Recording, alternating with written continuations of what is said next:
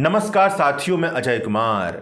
Supreme court में 5 जजों की बेंच ने एक मत होकर के राज्यपाल की शक्तियों के संबंध में ऐसा एडवाइजरी ओपिनियन जारी किया है जिस पर कई सारे कानूनी विद्वानों का यह कहना है कि यह संघीय ढांचे पर एक झटके की तरह है। अब यह एडवाइजरी ओपिनियन क्या है, उस पर बातचीत करने से पहले हम आपको पृष्ठभूमि बता देते हैं। तमिलनाडु, केरल, पंजाब, कर्नाटक, यहाँ पर विपक्षी दलों की सरकार है। यहां की राज्य सरकारों का यह आरोप है कि विधानसभा से कई सारे बिल पारित हो जाते हैं मगर राज्यपाल उसे लटका देते हैं। राज्यपाल उस पर कोई फैसला नहीं लेते हैं। फैसला नहीं लेते हैं तो वह कानून में तब्दील नहीं होता, जन कल्याण नहीं हो पाता है। तमिलनाडु की सरकार इसी मामले को लेकर के सुप्रीम कोर्ट में चली गई।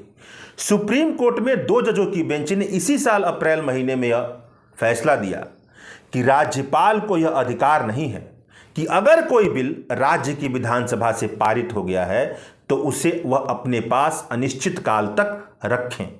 एक तय समय सीमा के भीतर उन्हें किसी न किसी तरह का फैसला लेना पड़ेगा। या तो उस बिल पर वह हस्ताक्षर कर दें, या राष्ट्रपति के पास विचार करने के लिए भेज दें, या विधानसभा को लौटा दें। किसी न किसी तरह का फैसला लेना पड़ेगा। अगर वह फैसला नहीं लेते हैं तय समय सीमा के भीतर तो यह माना जाएगा कि राज्यपाल ने उस पर हस्ताक्षर कर दिया है, डीम्ड एसेंट माना जाएगा। अब जब यह फैसला आ गया तो यह फैसला केंद्र सरकार को पसंद नहीं आया। अब जब यह केंद्र सरकार को पसंद नहीं आया तो केंद्र सरकार ने राष्ट्रपति द्रौपदी मुर्मू के माध्यम से तकरीबन 14 सवाल सुप्रीम कोर्ट में भेज दिए। भारत के संविधान के आर्टिकल 143 के मुताबिक प्रेसिडेंशियल रेफरेंस का एक प्रावधान है जिसके मुताबिक पब्लिक इंपॉर्टेंस से जुड़ा किसी कानून पर विचार विमर्श करने के लिए, सलाह लेने के लिए राष्ट्रपति को यह अधिकार है कि वह उस कानून से जुड़े सवालों को सुप्रीम कोर्ट को भेज सके। तो इसी प्रावधान का इस्तेमाल करते हुए सुप्रीम कोर्ट को 14 सवाल भेजे गए, जिस पर कई सारे कानूनी विद्वानों का यह कहना है कि यह आर्टिकल 143 का प्रेसिडेंशियल रेफरेंस का सही उपयोग नहीं है। तो अब इस पर बात करते हैं कि आखिरकार सुप्रीम कोर्ट ने 14 सवालों के जवाब में क्या एडवाइजरी ओपिनियन दिया।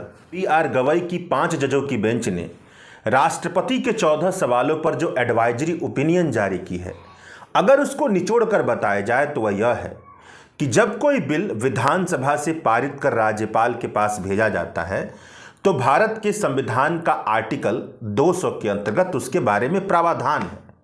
जब बिल राज्यपाल के पास प्रस्तुत किया जाता है तो आर्टिकल 2C की व्याख्या कुछ लोग ऐसे करते हैं जहां पर वह 4 विकल्प बताते हैं कि या तो बिल पर हस्ताक्षर कर देगा राज्यपाल, या हस्ताक्षर करने से मना कर देगा, या बिल को राष्ट्रपति के विचार के लिए विचार करने के लिए भेज देगा, या बिल को विधानसभा के पास भेज दे ताकि उस पर फिर से विचार किया जाए। और अगर विधानसभा फिर से बिल पास कर देगी सुधार के साथ या बिना सुधार के, तो राज्यपाल को हस्ताक्षर करना ही पड़ता है। तो सुप्रीम कोर्ट की यह व्याख्या है कि इसका मतलब यह हुआ कि हस्ताक्षर रोकने या हस्ताक्षर से मना करने का अधिकार हमेशा नहीं रहता है। यानी अगर राज्य के विधानसभा से पारित कोई बिल राज्यपाल के पास भेजा जा रहा है तो उसके पास 3 ही विकल्प हो सकते हैं, या तो वह हस्ताक्षर कर दे, या वह राष्ट्रपति के विचार के लिए भेज दे, या वह फिर से विधानसभा को भेज दे। वह उसे अनिश्चित काल तक रोक कर नहीं रख सकता है। भारतीय संघवाद चाहे जैसा भी हो, लेकिन राज्यपाल को यह अधिकार देना कि वह बिना कोई कारण बताए और बिना विधानसभा से बात किए बिल को हमेशा के लिए रोक के रखे, यह राज्य के विधानमंडल के अधिकारों का हनन होगा और संघवाद के खिलाफ होगा। बातचीत, समझौता और आगे बढ़ना ही हमारी संवैधानिक व्यवस्था का सार है। जो लोग संवैधानिक पदों पर बैठे हैं उन्हें रुकावट डालने की बजाय बातचीत, संतुलन को अपनाना चाहिए। लेकिन असल सवाल तो यह था कि क्या राज्यपाल या राष्ट्रपति को कोई समय सीमा बांधती है? क्या एक तय समय सीमा के भीतर अगर राज्यपाल और राष्ट्रपति हस्ताक्षर नहीं करते हैं तो बिल को पारित समझ लिया जाएगा, जैसा कि फैसला 2 जजों की बेंच सुप्रीम कोर्ट ने दिया था अप्रैल महीने में? क्या डीम्ड असेंट जैसा कॉन्सेप्ट सही है? इस पर सुप्रीम कोर्ट की 5 जजों की बेंच ने यह जवाब दिया कि यह विचार सही नहीं है। भारत के संविधान के आर्टिकल 200 और 201 में जानबूझकर कोई समय सीमा नहीं लिखी गई है ताकि अलग अलग परिस्थितियों में सोच समझकर फैसला लिया जा सके। समय सीमा लगाना संविधान के लचकीले भावना के खिलाफ होगा। सेपरेशन ऑफ पावर का सम्मान करते हुए सुप्रीम कोर्ट भी किसी तरह के तय समय सीमा के भीतर बिल पर हस्ताक्षर करने के फैसले पर सहमति नहीं जता सकता है। हर तरह के मामले अलग अलग होते हैं, सबके लिए एक ही नियम नहीं बनाया जा सकता है। लेकिन इसका मतलब यह भी नहीं है कि राज्यपाल बिल को बस यूं ही हमेशा के लिए रोक कर रखे। राज्यपाल ऐसा नहीं कर सकता है।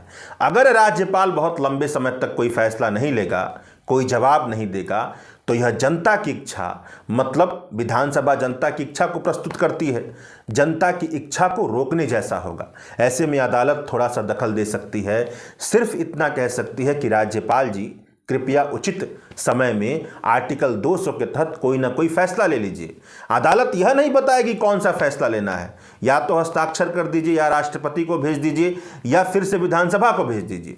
सिर्फ फैसला लेने को कहेगी। यह दखल बहुत सीमित होगा और सिर्फ असाधारण स्थिति में होगा।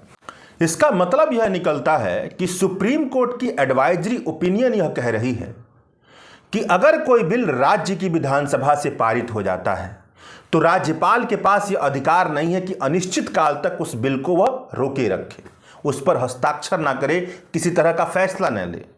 लेकिन राज्यपाल को यह भी बाधित नहीं किया गया है कि वह तय समय सीमा के भीतर किसी न किसी फैसले पर पहुंचे।